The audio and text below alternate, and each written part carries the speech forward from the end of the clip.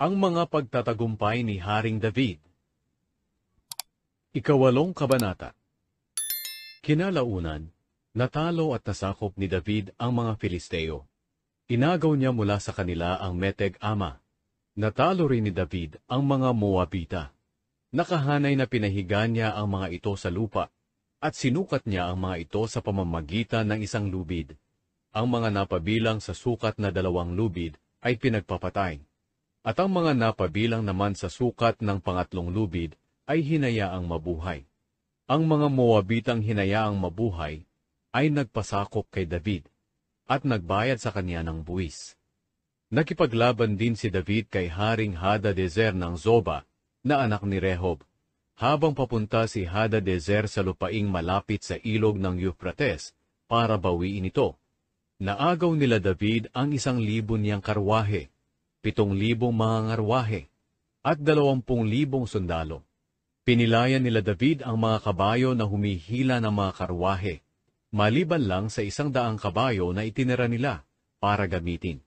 Nang dumating ang mga Arameo mula sa Damascus para tulungan si Hadadezer, pinatay nila David ang 22,000 sa mga ito.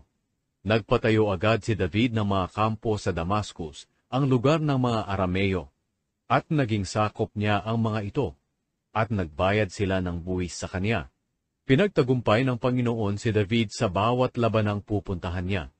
Kinuha ni David ang mga gintong kalasag na pag-aari ng mga opisyal ni Hadadezer at dinala ang mga ito sa Jerusalem. Kinuha rin niya ang napakaraming tanso sa Beta at Berotay, mga bayang sakop ni Hadadezer. Nabalitaan ni Haring Tou ng Hamat na tinalo ni David ang buong sundalo ni Hadadezer. Kaya pinapunta niya ang anak niyang si Joram kay Haring David para kamustahin at batiin sa pagkakapanalo niya kay Hadadezer. Noon pa man ay magkalaban na sina Tou at Hadadezer. Nagdala si Joram ng mga regalong gawa sa pilak, ginto at tanso. Inihandog ito ni Haring David sa Panginoon, gaya ng ginawa niya sa mga pilak at ginto na nasamsam niya mula sa lahat ng bansang tinalo niya, ang Edom, Moab, Ammon, Filistia at Amalek. Inihandog din niya ang mga nasamsam nila mula kay Haring Hadadezer ng Zoba na anak ni Rehob. Naging tanyag pa si David nang mapatay niya ang 18,000 Edomita sa lambak na tinatawag na Asin. Naglagay siya ng mga kampo sa buong Edom at sinakop niya ang mga Edomita. Pinagtagumpay ng Panginoon si David sa bawat labanang pinupuntahan niya. Ang mga opisyal ni David. Naghari si David sa buong Israel.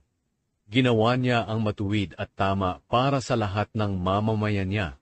Si Joab na anak ni Zeruya ang namumuno sa mga sundalo niya. Si Jehoshaphat naman na anak ni Ahilud ang namamahala sa mga kasulatan ng kaharian.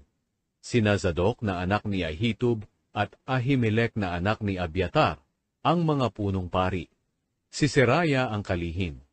Si Benaya na anak ni Jehoiada ang namumuno sa mga Kereteo at Peleteo na mga personal niyang tagapagbantay, at ang mga anak niyang lalaki ang mga tagapayo niya.